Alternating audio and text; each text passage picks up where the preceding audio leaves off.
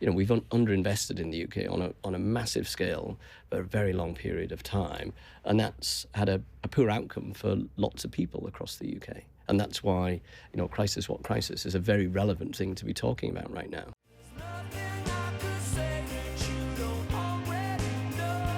Welcome back to Crisis What Crisis, the podcast that aims to guide you towards a more resilient life and whatever it might throw at you.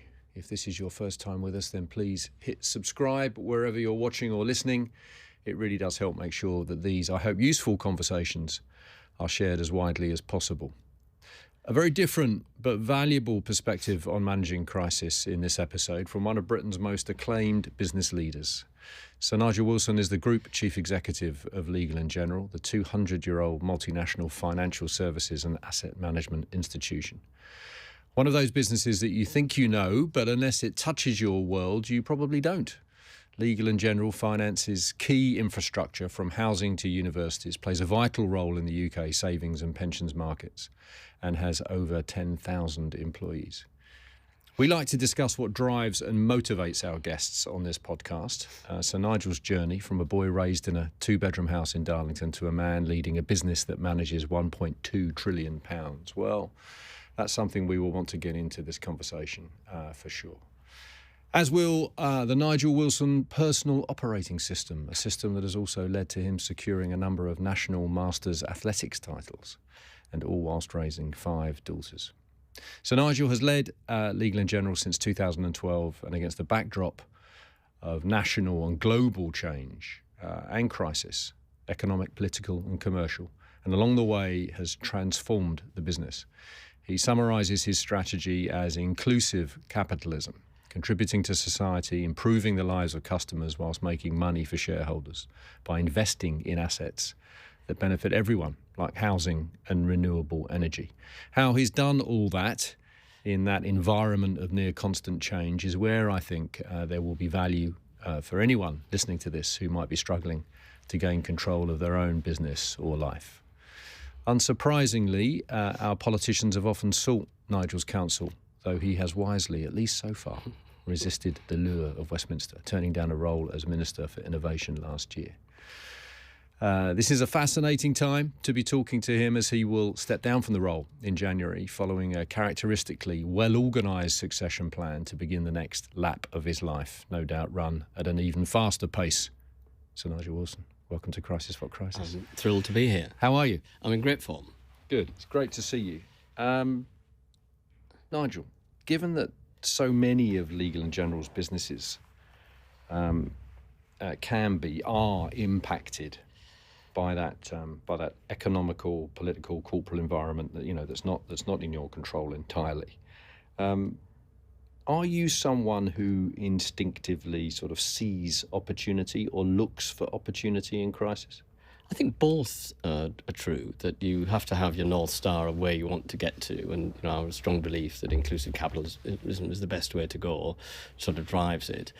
But you do go from sort of mini panic to mini panic with the periodic crisis in that. And if you recognise that that's going to happen, you do build up a resilience towards that. And it's you do see things almost in slow motion. Well, whilst there's chaos all around you, you're trying to figure out what's the right thing to do and make sure you behave accordingly. And so I never get rattled by that. I'm not somebody who's a shouter or I do believe in the theatre of management, but that it's actually to be yourself all the time. Theatre of management. I'm interested in talking about that. But what about the opportunity bit? When that stuff is swirling around, are you looking for not just to get through, or not just looking for the means by which you might be able to build the business's resilience? Sure. But are you looking for opportunity? Yes, I mean, one of the great things, tiny insights can really transform businesses. And our insight was, London was on its knees in the 1970s, and from the 1980s onwards, it's become a very successful city, and it's disproportionately successful compared to the rest of the UK. So our insight, if you like, was why can't all the other towns and cities, become be on a similar track? And actually, when you went round and visited them, you saw there was chronic underinvestment for 10, 20, 30, 40, 50 years.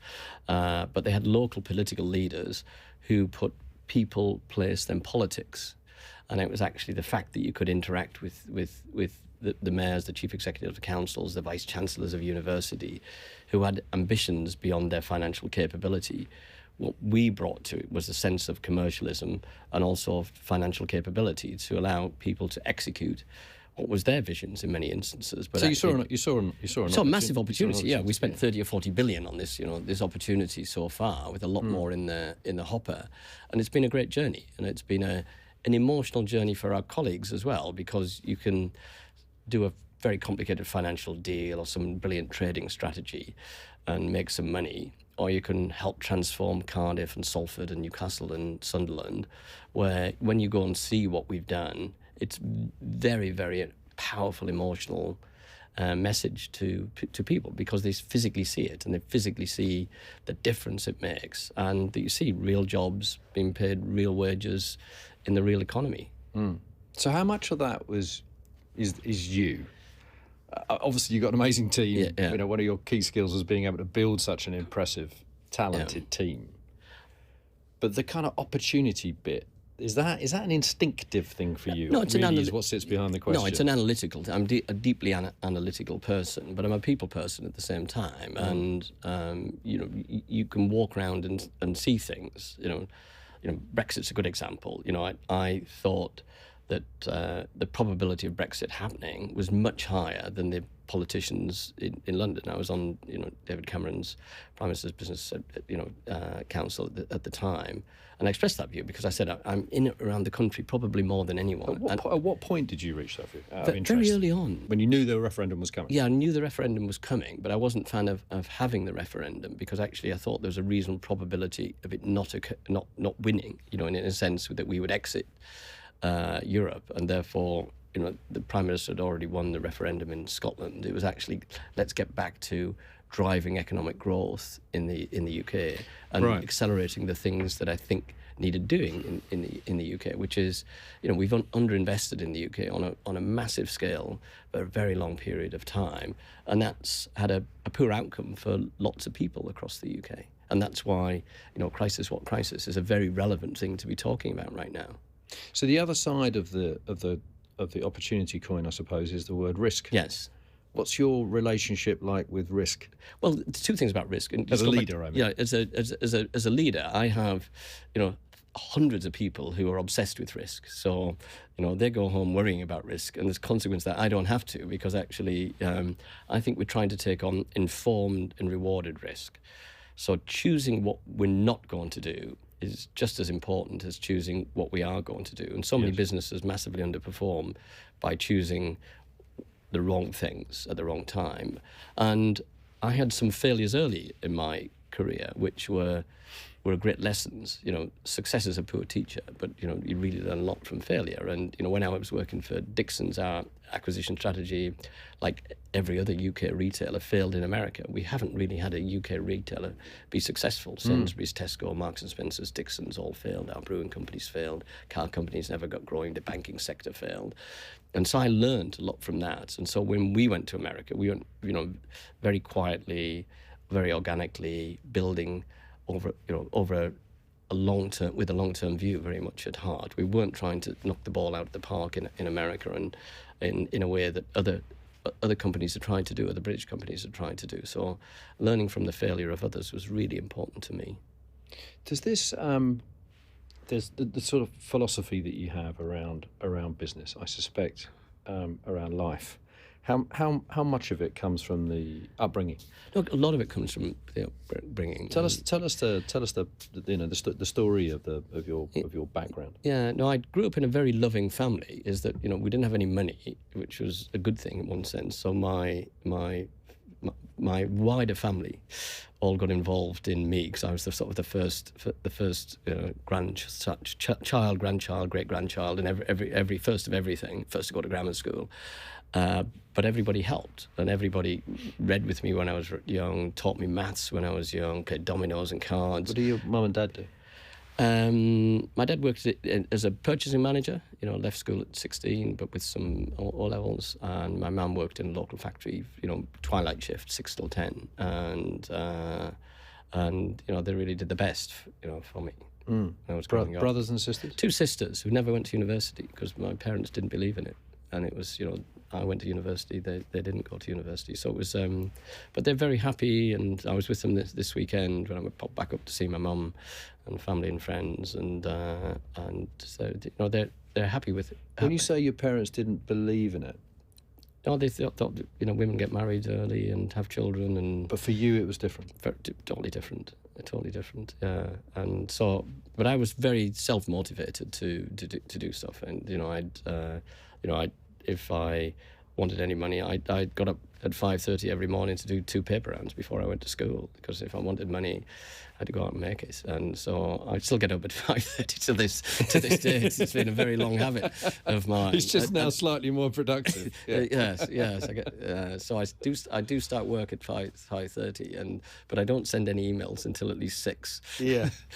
Which, when I explain that to people, they often give me funny looks. But it's the operation. I do the same at weekends as well. I try and work on a Saturday, Sunday morning, a little bit on a Sunday night, and do a lot of reading. But I had great teachers then. This was the time of when we moved into a relatively new council house. We eventually got central heating in the house. We went to a new school. I went to a lovely grammar school, and my teachers, Mr. Dobson, Mr. Wharton, Miss Robbins, Mr. Feather, and whatever. I now can call them, Les. Yeah.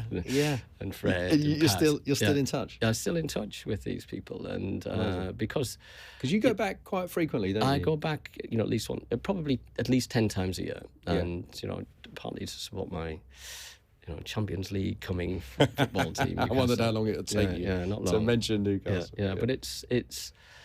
I really enjoy the people up there and spending time, and I feel as though we're making a difference to Newcastle and Sunderland in particular through the business, and I was almost the poster child of social mobility. Grew up on a council estate, went to eventually went to MIT to do a PhD, Kennedy Scholar, etc., but it was because I had intellectual curiosity and intellectual honesty.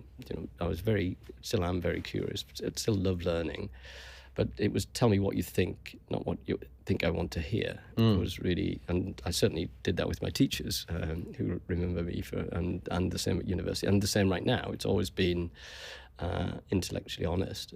Can you pin that back, or can you trace that back, I should say, to any particular conversations with a particular teacher? No, I think it was. Are there moments in your mind where you thought, that was a? I think I got a lot of that from my grandmother. My grandmother was very, I lived with her for a little while with my mum and dad, but spent a lot of time with her. And she always used to tell me I was a kind and generous person, but I wasn't forgiving. I'd have to learn to be more forgiving and more empathetic. And I finally realised that empathy has a Y at the end and not an I. I've learned to spell it. I've got to get better at using it. And part of it was when I read To Kill a Mockingbird when I was quite young, is that Atticus thing, you've got to walk around in the other guy's shoes. When he's talking about Boo Radley, is that really resonated with me, is that to try and understand other people better and look at things through their perspective when you're talking with them or engaging with them. And I had a long chat on my Kennedy scholarship with Isaiah Berlin, and he was saying that we talked about the search for the truth for the common good, which was kind of what I think inclusive capitalism and the way I want to run the business is actually just tell me the truth and we can sort out the problem. If you don't tell the truth, then it gets very difficult to solve things, and therefore having a good view of what the situational analysis is allows you to develop better solutions. And crises are going to come and go all the time, and it's don't panic.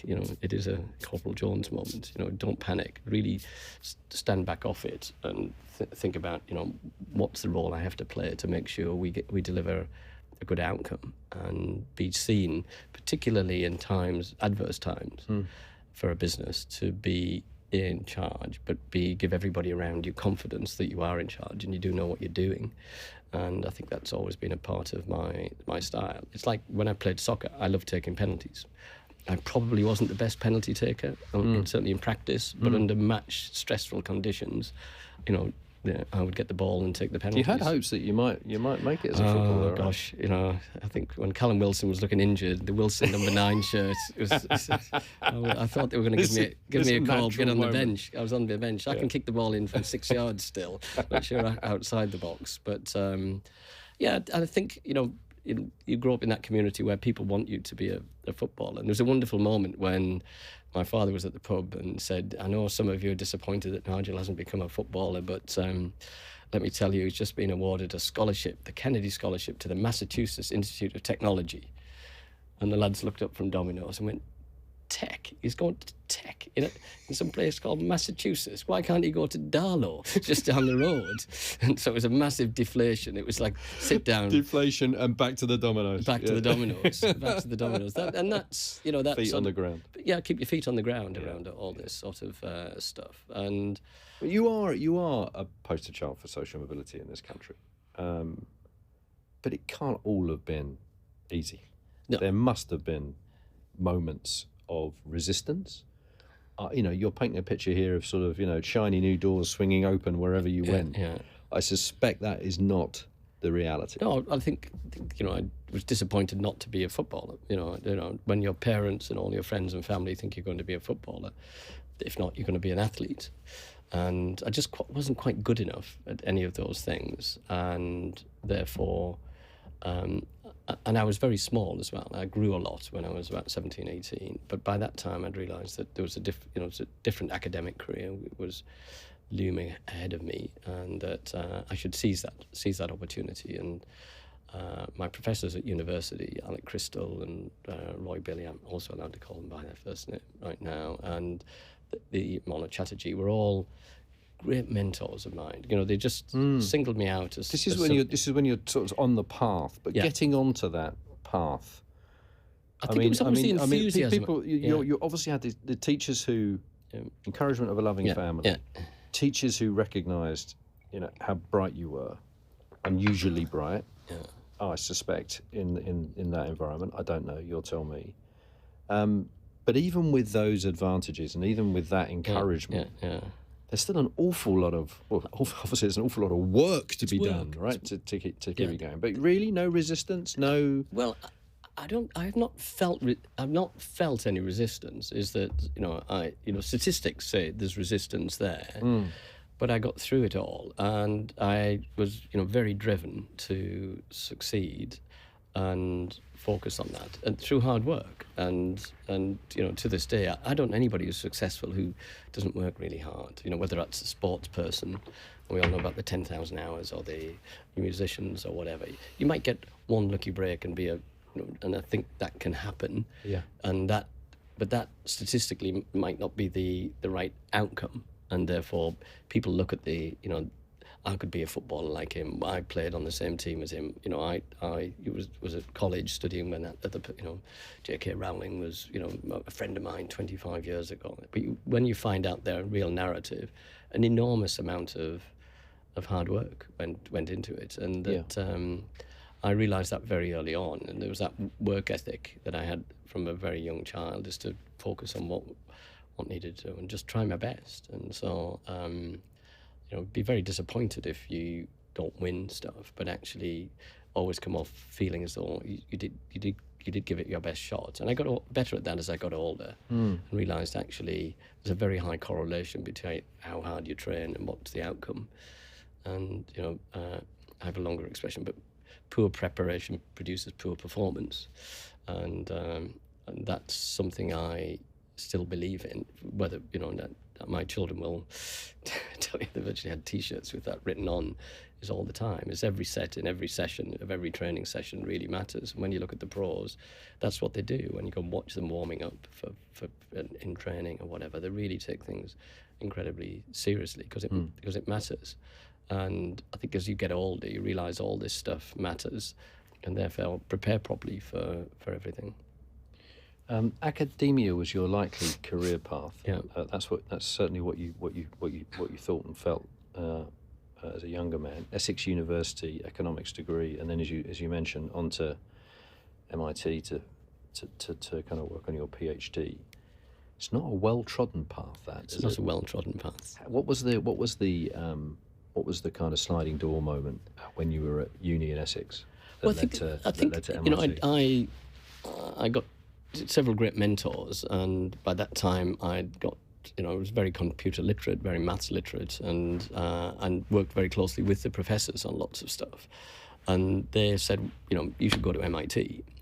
And again, it was just like, you know, it was just an amazing opportunity, and put yourself forward. So that's not a sentence they would have uttered very often. No. Prior to saying it to you. No. So what is it they saw? They liked me apart from anything else, and so it was this sort of, you know, real trier who's clever, and so they set in motion this idea that I could get a Kennedy scholarship and go to MIT, and I did incredibly well when I was there in all the exams, and so for them it was a journey as well, because there's not many people who have gone down that particular. You said they like me. Yeah. That's an interesting thing, Yeah. just to push on a bit, because you were obviously obviously you're an excellent student, but there was something that you were doing in the relationship with those mentors, as you described them, that kind of inspired them as well. Yes. That's something presumably that you carried across. I think so, yeah. Into your working life. So what is that? How do we describe that? Because that's useful for other people. Yeah, on both sides is you know, having, you know, real ambition, but not naive ambition, that, you know, for working with your teams and colleagues. And when, you know, a few of them said to me, when things get really rough and tough and things are hard, we love the fact that you're here. We love the fact that you're here and will help us get through to the other side on difficult situations, and that you stay calm and focused on situations, and you're not finger pointing and pointing the blame at different people. That's later in life as a student, with those mentors deciding we're going to do something we've never done before here. Yeah. What were you, when you look back at your younger self then? I didn't know. I didn't know that was very rare. You were doing something right there. Yeah. Aside from the hard work, aside from the natural talent, Yeah. you were doing something right in those relationships. Yeah. No, I think lots and lots of people like me, and some people don't like me. And I accepted from a very early age there was, you know, quite a lot of people like me, and some people didn't like me. And I didn't spend a huge amount of time on the people who I thought just didn't like me for the way I am. That's the remarkable thing for a man or a boy of that age. Yeah. How old were you here? Well, I realised that, but growing up, there was some people didn't like me, and they would beat me up. So I realised that actually, you know, growing up in a council estate, so you draw these parallels between, you know, these are the guys you want to avoid, because they'll just physically beat you up, and that happened with a degree of frequency. I think there was plenty. You know, you grow up in those tough council estates. You know, people fight a lot, and so I was very pleased to get out of that sort of. And you were finding yourself in those situations because you were different. Partly, well, I was very good at football and very small and quite cocky in those days as well, and so it irritated a lot of people. And then when I played up several years, so I played with much bigger kids a lot of the time, and they used to really physically hurt me when we were playing football. And that was part of the reason I sort of got slightly disillusioned at football. I played against men when I was 15, right, and this was in the good old days. I always remember after about 10 minutes I'd been hammered twice in these terrible tackles. What position did you play? I played up front all the time, and so I scored a lot of goals very quick. But somebody then punched me quite hard, and somebody spat on my shirt, and I walked over to the referee and said, "Ref, look what's happening. You know, I'm a really beautiful player." I hope you didn't say I'm a really beautiful player. I said, I want to play football, and you've got to protect me. He said, "Son, it's a man's game. Get on with it." So I had to go and pick up some grass and wipe the snot off my shirt and get back to playing with a very heavy ball on a muddy pitch with these thugs. But that's just life. Get on with it then. So this forms a view quite early in your life that there are people that are not going to like me. Yeah. And that's just fine. Just fine. I'm going to focus on those that can help me. Yeah. On those that I can help. enjoy and that I can work with, Yeah. and that I can much later in your life that in turn you can help. Yes, yeah. That's quite a interesting kind of insight. Well, I encourage other people to do that as well. Is you can't have blockers and tacklers in your team at work. You are constantly stopping and this obsession. How can we make the boat go faster? If you've got people rowing in the opposite direction as an ace, it just doesn't work. Yeah. And so it's constructive criticism, or I call it constructive contributions, are really helpful. And so that's what you want, as opposed to people who can't be bothered, or just think these are terrible ideas, or busy trying to stop things because it doesn't help them in their particular career or whatever it is. So don't surround yourself with negative blockers and tacklers. You do need to have some sort of shared vision that inclusive capitalism is much better than exclusive capitalism, and being a team player really matters because you want the team to win, and you want everybody to feel they've made a big contribution. We've just signed, a very important deal. The whole team's going out to celebrate the success of it tomorrow night. There's 60 or 70 people going because they all played a role, and I'll thank all of them at the same time, and I'll leave early. so what's that about? I've always leave early so you can let them relax and enjoy themselves. I don't want to be a constantly running around talking to people. I want people to then just fully relax and enjoy the evening and enjoy themselves. Well, you enjoy that success. I enjoy their success, you see, and that it's great when you walk away from stuff like that and you see you look back in the room and you see people happy, joyous, enjoying themselves, and then I feel personally good about that. I don't have to be in the room with them. That's a really good feeling for me, because the team's done well. On the social mobility bit, you've talked a lot about that in terms of the levelling up agenda, where we're heading as a country. Would you characterise the sort of current status around social mobility as a crisis? Yes. Yeah, on many different. And you levels. identify the causes.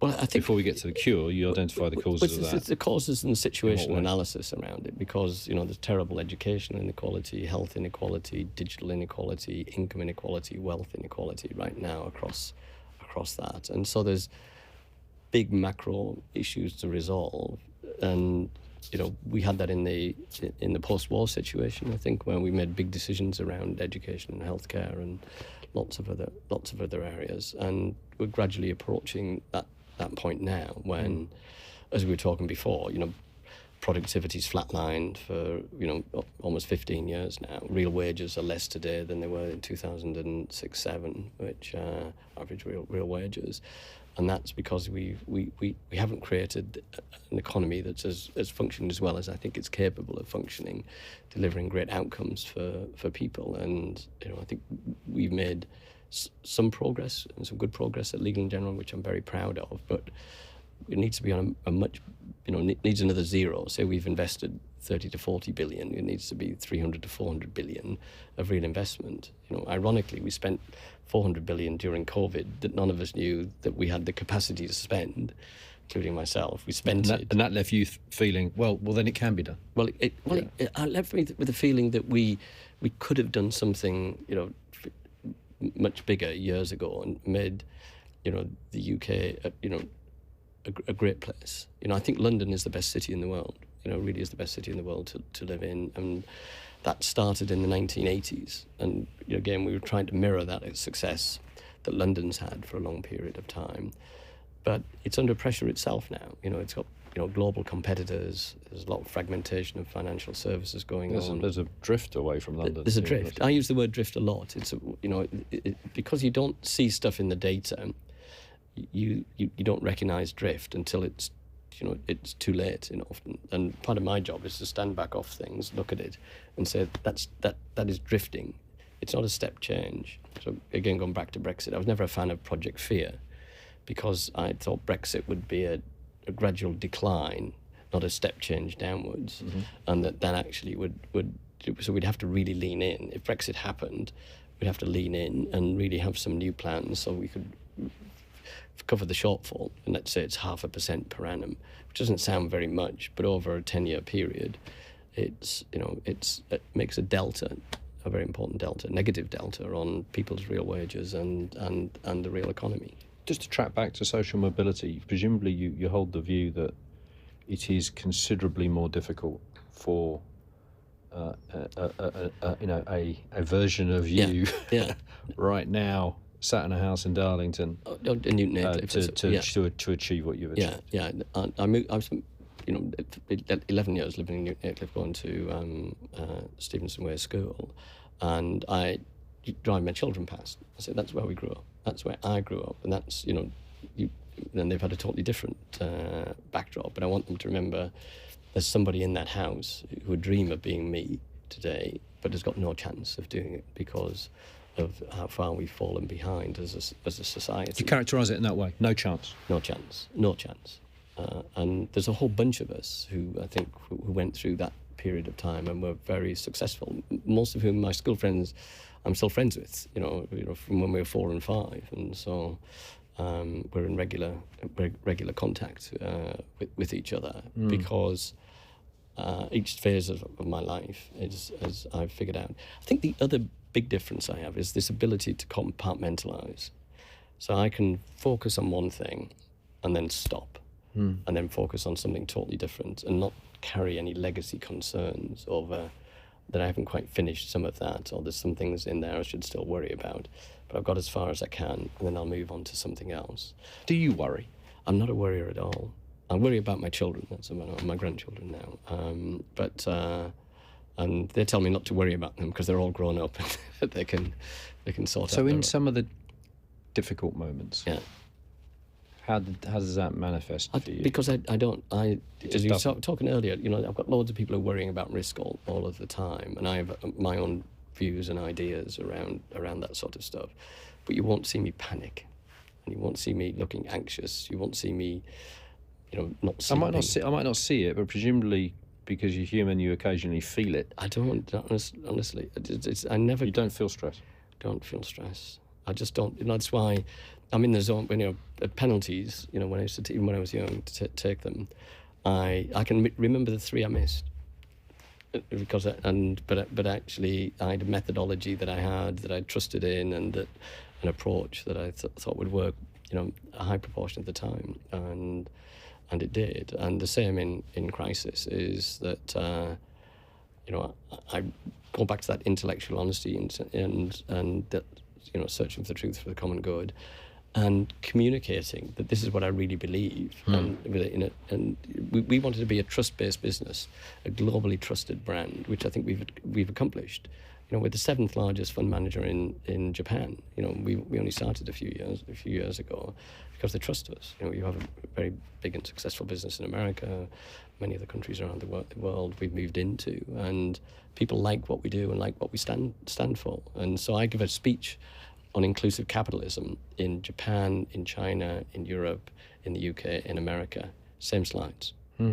That's interesting. So it's a thing that resonates. It's a story that cuts through regardless of environment. Absolutely, and similarly with the Labour Party and the Conservative Party in the UK, I think they both recognise that we do an important role in helping deliver good outcomes. I definitely want to move on to politics a little bit further down the road.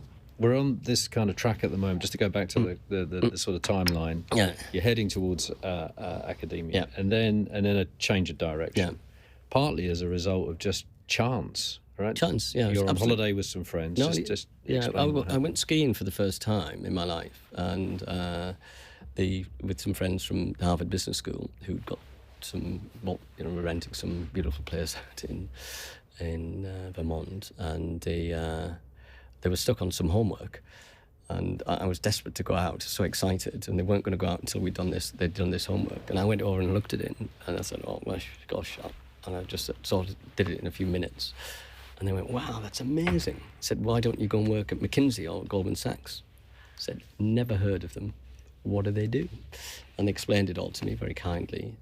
And so I looked at it, evaluated the 2 options, decided McKinsey was the best option. So I would go and work there. I didn't realise there was this massive interview process.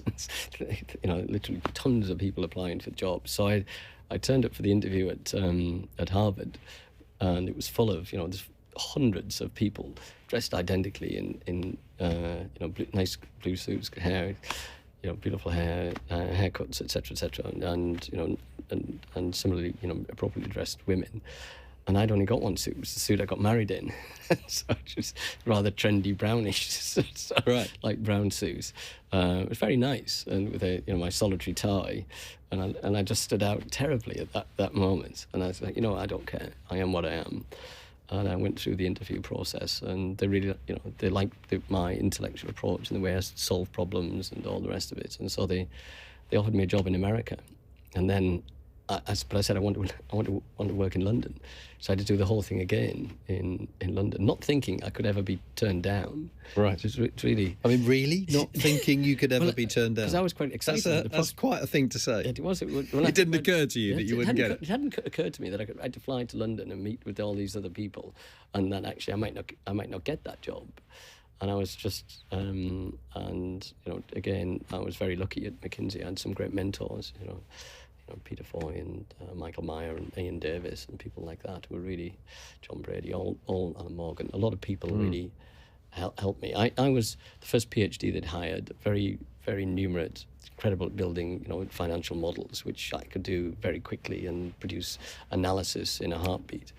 It was sort of the equivalent of, AI at the moment, is that there was a huge leap in actually the computational capabilities between a tiny calculator and computers. And I got lucky that I was going through MIT at that time and learned a huge amount of skills in that, and it was very useful. So it gave me privileged access, so that I could work on lots of different sectors and lots of different situations and learn loads of stuff. And I was very thankful to all the opportunities that McKinsey gave me. But I worked for BP, for Citibank, for Courtaulds, for Banco Santander, for Globe, for Whitbread, for Pearson, and totally different situations, and got on very well with clients. And I used to say to them, look, I know you're looking at me and you think, what's this very young man who seems to have very little business experience helping my firm? And I said, but I've been appointed by your board, and there's two ways this can work. One is you get grumpy about this and awkward and difficult and whatever, or we work together as a team and try and do the best we can, and we go and see the board at the end of this process and we produce the best report we possibly can. You're what age at this stage when you're having these conversations with very senior, very accomplished business people? Yeah, 25, 26. 25, 26. And it was... and I've said on the first option, the board have paid for this and they want to have a good outcome, so you can go down the awkward route, but actually wouldn't be my recommendation to do that, because actually I'm a team player and I'm here to help you, and you probably have all sorts of things that you want to do and want to talk about. I'm just here to help, and so I'll, rest assured I'll do the best job I possibly can for you. So what was the ta-da moment for you where you decide, actually, consultancy, no, I think I need to... Well, I think I'm going to want to run a business. Yeah, no, I'd figured out I wanted to run a business, and that McKinsey was part of my journey, but I could accelerate it by 10 or 15 years by going to... It was always a staging post. It was always a staging, because when they said, we don't want you to leave, you want you to become partner, I don't want to become partner. I really like my job of running 3 studies at the same time, and I much prefer my job to the partner's job, actually. And so I'm happy to go. And, again, you just did an amazing job on me, but actually I'm going to go off. And I really need toughening up commercially, so I'm going to go and work for Dixon's, for Stanley Calms and Mark Suhami, because I think that's a part of my training. Incredible people to work with and to learn from. Yeah. We're going to fast forward a bit now. Yeah. Where were you in 2008? I was in London, transitioning from UBM to Legal & General. Right, okay. So when the crisis hit, what job were you doing? In 2008, I was in UBM, and in 2009, I was in Legal & General. Right, okay.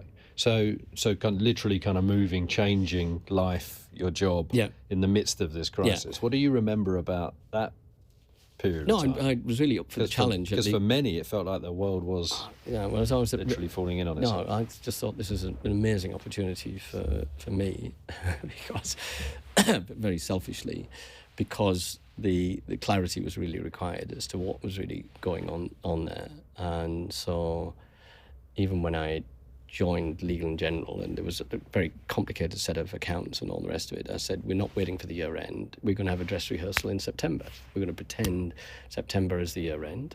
We're going to go through all the You're going to do an emergency budget. We're going to do all basically. we're going to do all the year-end processes, map them out. We're going to have our auditors sat in on every meeting so they know absolutely transparently what's going on.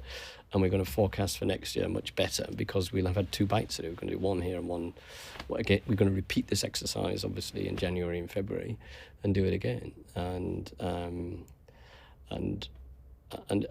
we had to make some tough decisions. We had underperformers and people who were blockers and tacklers and whatever. And I went into one of the meetings and said, look, I'm just going to be honest with you, that some of you won't be here in the future, and that I'm going to give everyone a fair shot. And so, but I'm going to start making my mind up in a month's time. So I want you to be really, really constructive in trying to get up, be a team player, and get on and do stuff. And some people needed to go on performance review, some people left, and lots of other people are still with me today at Legal and General. The business that you inherited as chief exec in 2012, tell us a bit about what you did. Obviously, you've been in the business for a while. Then, yeah, so certain things were underway. Yeah. But what, in terms of the immediate change that you wanted to bring, try and describe for me what in your mind's eye, what the priorities were. Yeah, well, it goes back to, all my training was, and what I thought of the UK and the world in general. And suddenly I had this institution, which was this enormous sleeping giant, if you like, that, lots of people don't know what we do, even though we touch lots of people's lives in the UK. And, building a team, so getting all the executives, together to do stuff. And there's some funny things about that.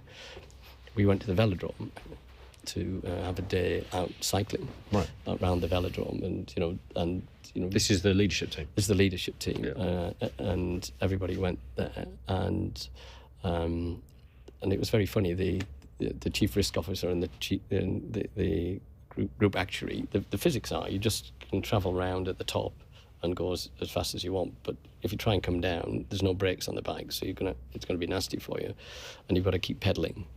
And very simple in one sense. And the risk officer and the chief actuary tested that theory by going down the track and crashing. That was after about 10 minutes. I was working out that in about half an hour, I'd have like half my management team would be in hospital. Would be in hospital. And 2 things happened. We had a competition as to who could do the fastest lap. And being ultra competitive, I won that. And I was sort of semi-embarrassed about that, because we had quite a lot of good cyclists. And it was like, and so there was a longer race, which I decided not to enter, because I didn't want to see the extreme pain that I'm going through. And so I didn't win that one. Because one of the other things about being a team leader... Sorry, you said I didn't win that one. You mean you didn't take part? I didn't take part, yeah. I didn't take part. Yeah, I didn't try.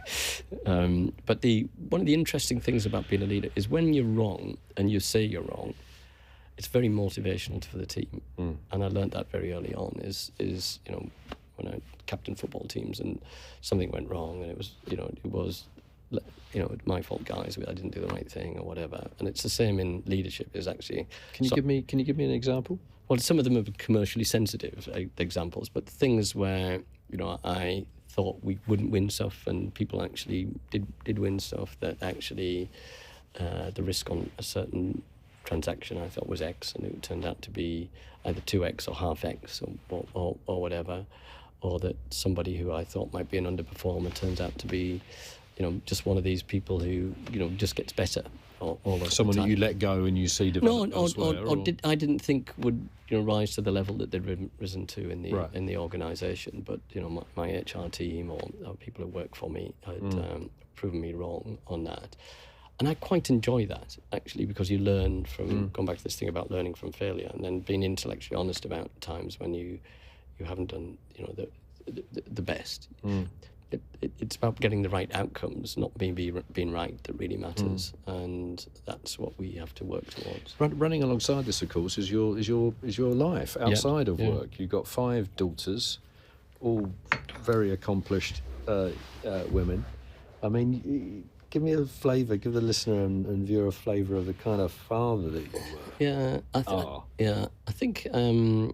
Well, I think first I should say thank you to my wife, who gave up her career and everything, because we went back to when we were together from when we were 11 and 12, and she did a great job of bringing up the children. You met when you were 11? And 12, yeah. Some of them we got married very young and had our children pretty young. She came to America with me and everything else. And what was amusing, well, it was amusing in one sense, is that she'd have these 4 children every day to and from school, 6, 4, 2 and a baby, pushing them around and whatever. On the occasional times that I took them out on a Saturday morning, where I'd push them to the local restaurant at the China Diner in Beaconsfield, people would go, "This is marvellous, look at this man. How does he do it all? How does he do it all?" And it's like, and she would be invisible for doing all that, and society would say I was amazing for, not cooking them any food, because just take them to a nice restaurant, and they were incredibly well behaved, and obviously that was all due to my wife and not very little to me. But you knew, and your daughters knew. Yes, absolutely. I was very involved in their education and their sporting prowess, and certainly with one of my children, I probably did 1,000 training sessions with her. 2 of them I did over 500 training sessions with them, where I physically trained with them as they were growing up. And getting out of the office, getting back to a track, and just focus as well.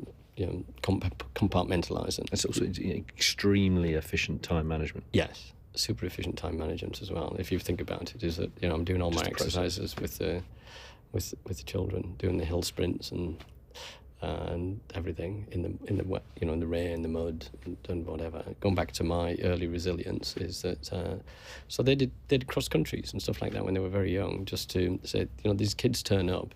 This is their social life as well. This is a sport where you can do it very, very cheaply and enjoy it, and they want to try their hardest, and you've got to compete against these really hungry kids who this is what they do. And I think it was a great lesson in life for them, and they all became accomplished at sport, but also that ability to look after your body, keep fit, eat healthily, and deal with stress. Yeah.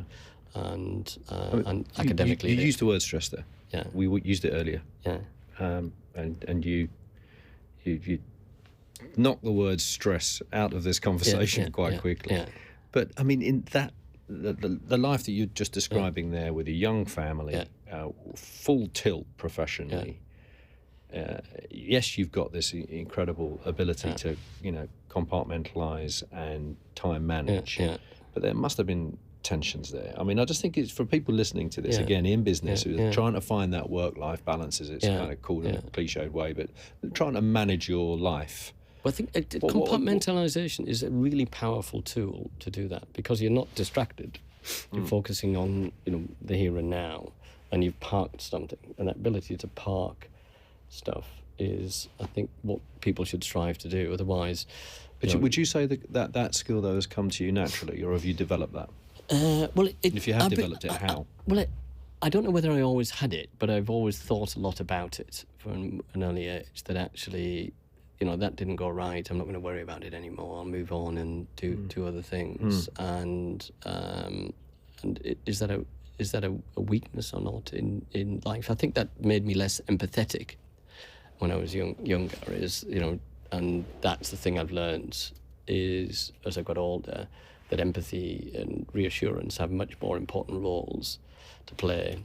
Let's talk about politics. Okay. Crucial, obviously, for a business of your size to be engaged with politicians. Have you enjoyed that engagement over the years? Yes. Yeah, because my expectations, again, just are that they have very difficult jobs and extraordinarily difficult jobs against a very complicated background, and they're put in situations where they haven't got vast experience. You're you're an MP and then suddenly you're a minister, and you might have housing or energy or transport or health or whatever, none of which are functioning as well as you'd like them to be. How do you sort it out? Ironically, pensions and Steve Webb, because we had somebody in for a long period of time, and we got auto-enrolment introduced, and that's been a huge success, I think, for the country. We have to think about how do we take it on to the next level now. But actually, that helped, having a minister of his capability over a long period of time who could reach out to people. Quite rare, that. Very, very rare. So we worked very hard with Steve, and I'd love to enjoy that sort of relationship with other politicians, but they don't hang around. And that's one of the big problems we have in Britain, I think, is that our planning, our policy, and our regulation don't move at pace, and that's helped cause or contribute towards this flatlining of productivity, flatlining of real wages, or declining real wages, because we can't create the right backdrop for, and then the delta between where we are and where we need to get to often then looks too big, and then people are not quite sure what steps to take to sort out the problems we have in the UK. So you've enjoyed it, but you must have been despairing of it at times as well, particularly over the last decade. In the time really that you've been in the job, yes, I mean it's been chaotic. Been chaotic at times, yeah, and been chaotic for most of the time, isn't it? Yes. No, I think it's been a very, and that goes back to what's the outcome of that, and the outcome of it has been low growth, low wages, low productivity in the UK, and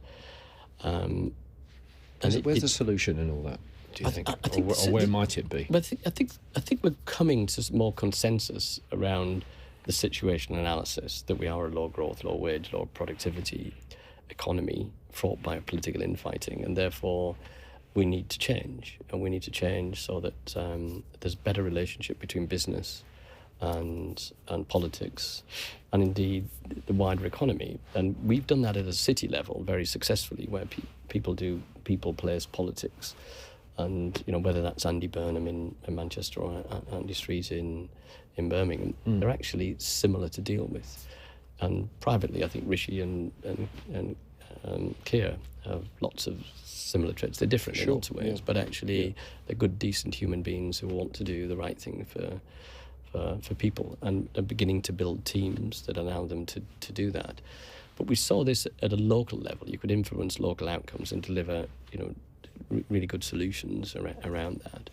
And I think we have to do that at a macro level now, and recognise that business and politics have to work together in a constructive way. And we need the regulators in the room, we need the planning people in the room, we need the consultants in the room who are advising us, so that we can become a team and recognise who are the blockers and tacklers, and ask them to leave and get people. Do we need more business people in politics? Yes.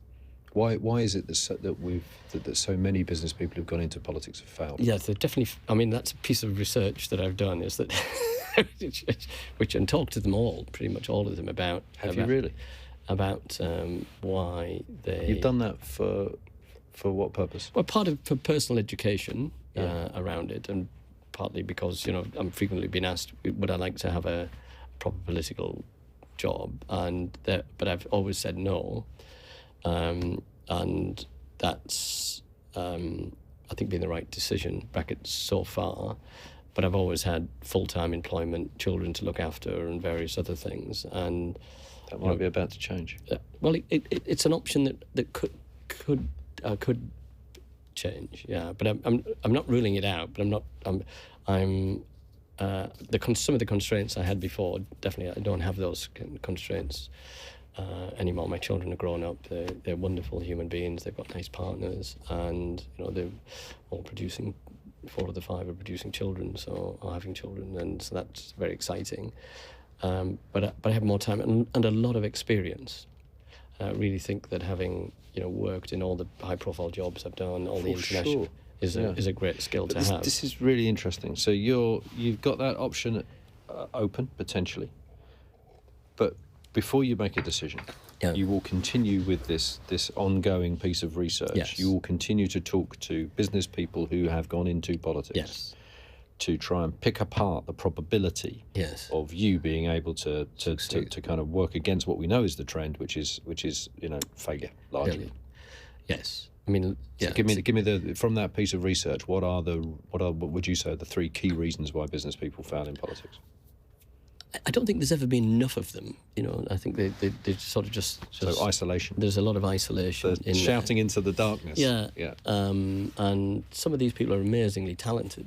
People in many ways much more politically astute than I am, who've never really had the impact that they have, and many of them have gone back into business and been very successful in business when they've gone back. And so therefore, should I stop that and actually say, well, actually, what I'm really good at is business and teaching? I'm looking at whether I should go back to teaching at university, because one of the reasons I stopped, it's very difficult to scale it up.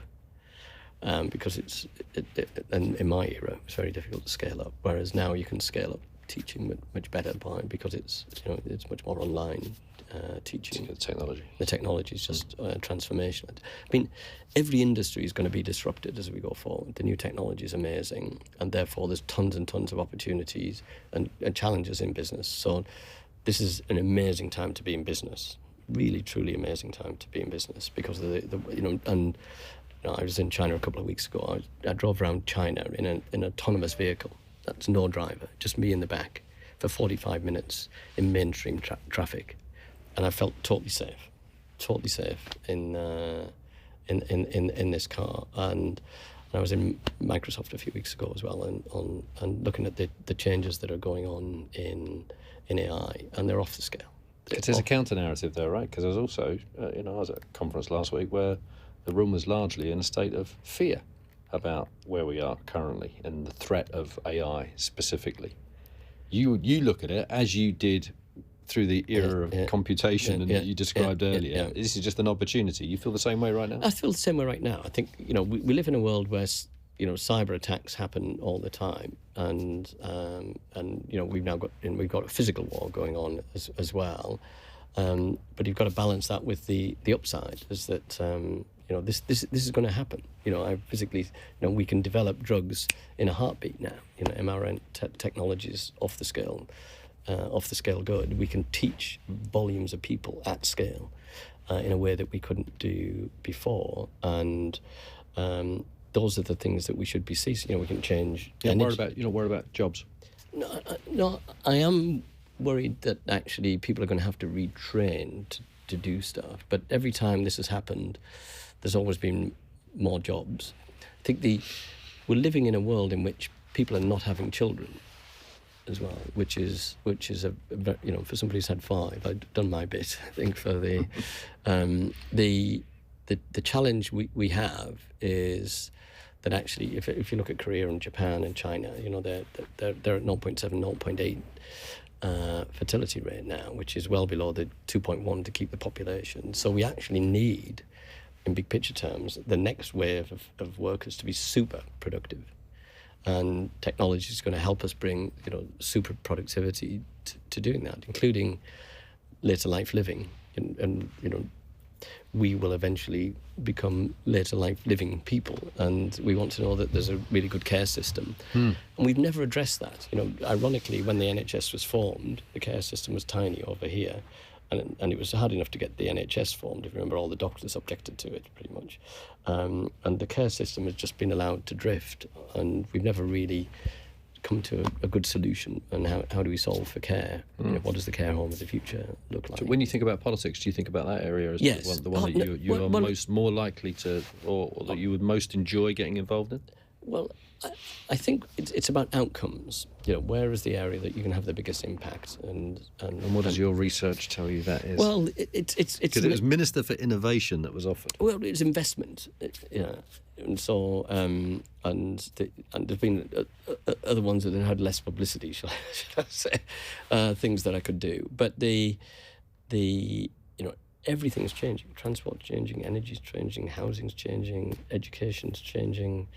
The whole creative industries are changing on an amazing level. Science and technology is changing on an amazing level. Life sciences, and they're not little changes. These are exponential, and we want to get that exponential get productivity back up, real wages back up, and people feeling really good about their lives, and that the prospects for them in the future are so much better than they are today. When in China they've got banners saying we are the last generation.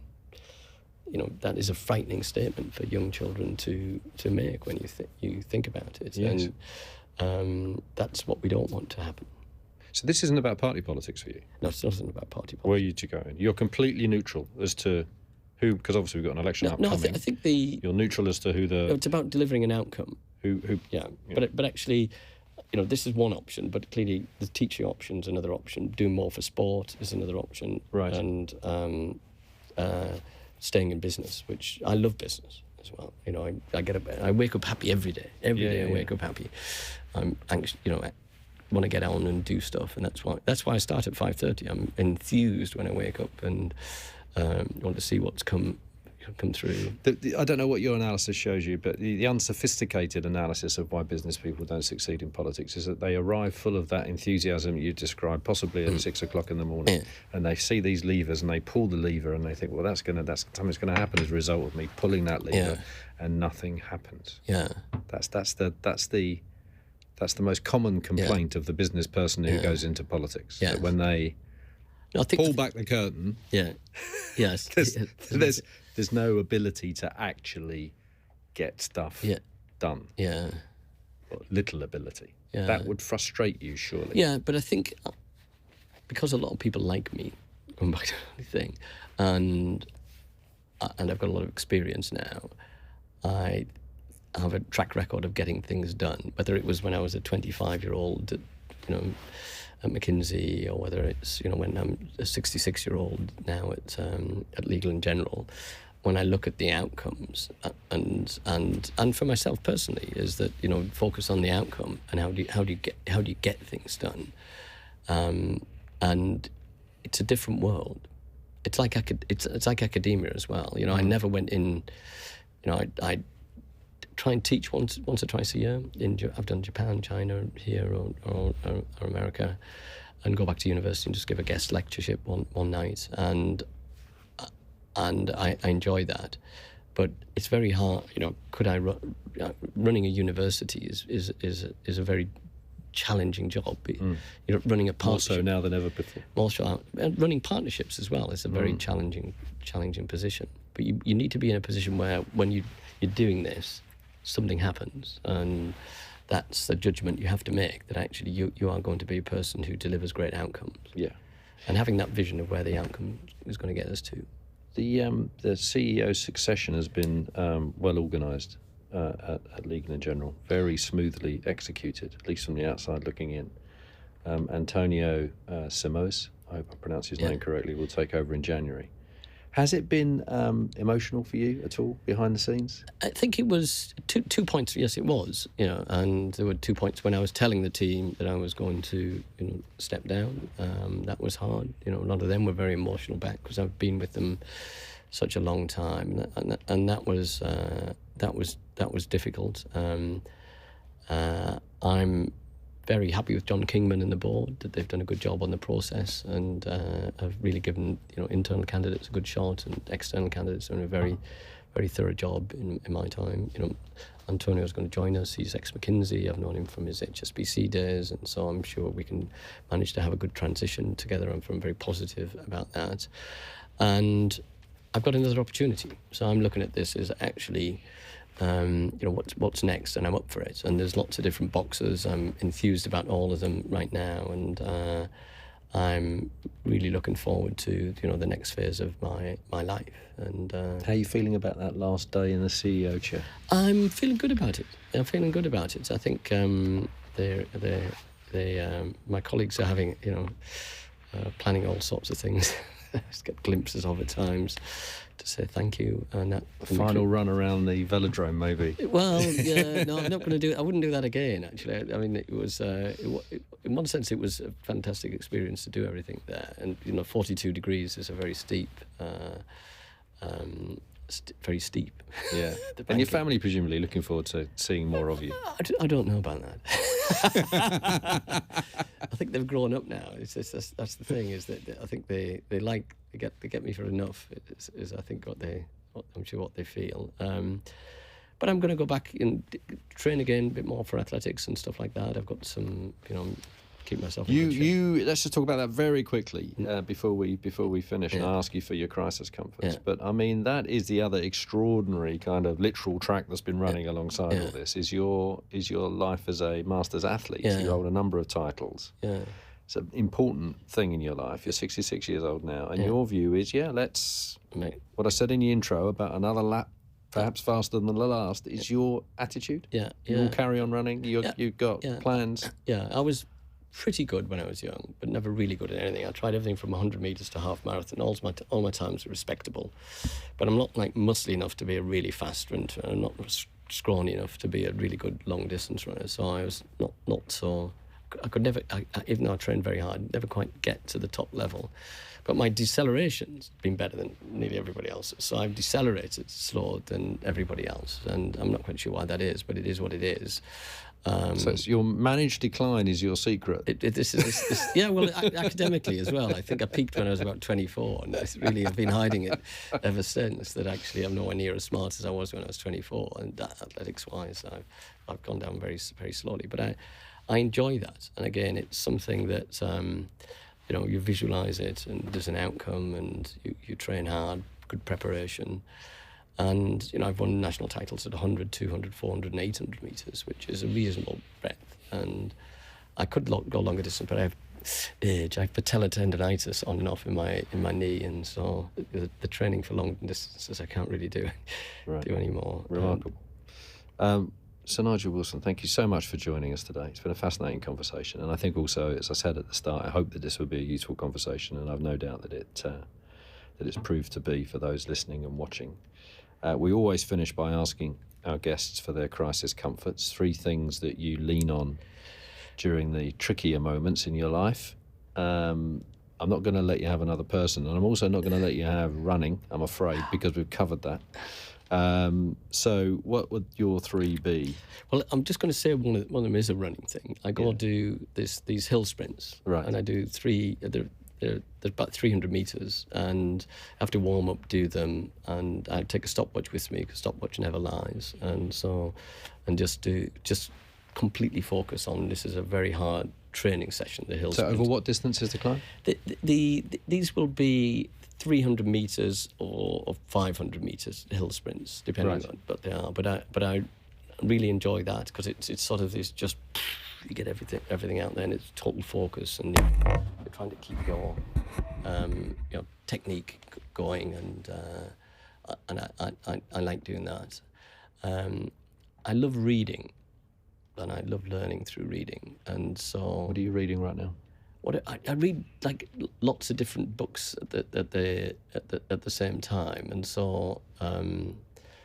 And some of them are personal friends of mine, and so I'm not going to give them an opportunity to get so free. Because the authors are friends of yours. Yes, and they send me lots of stuff too. You're allowed to plug a friend.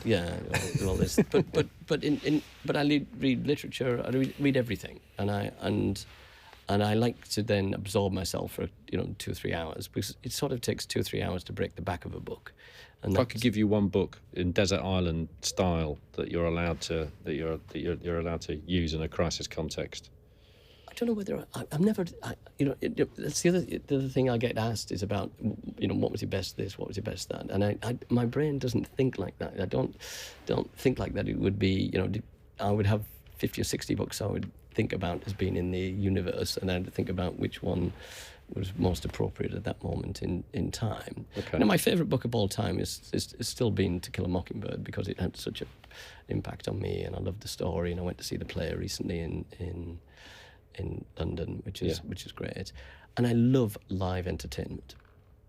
I'll go to pretty much any sporting event anywhere at any time. I love concerts. I love the theatre. I love watching other people who are brilliant at what they do, and just having a sense of admiration because they're better than me, and they're just fantastic to observe. And I like that enjoyment of just being there in the moment when live sports. Presumably St James's Park being the...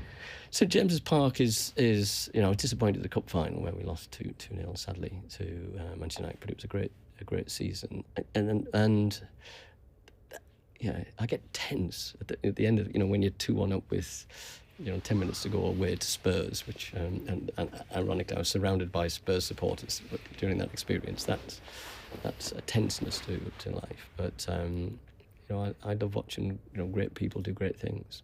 Wonderful. Sir Nigel Wilson, thank you so much for joining us. Delighted. Thank you. If you've enjoyed this episode, please do give us a rating and a review. It really helps. And if you hit subscribe, wherever you download your podcast from, you'll find loads more useful crisis conversations. You can follow us on Instagram and TikTok, and you can watch the full episodes on YouTube. Just search for Crisis What Crisis Podcast. You can also find full transcripts of this and every episode on our website, crisiswhatcrisis.com. Thanks again for joining us.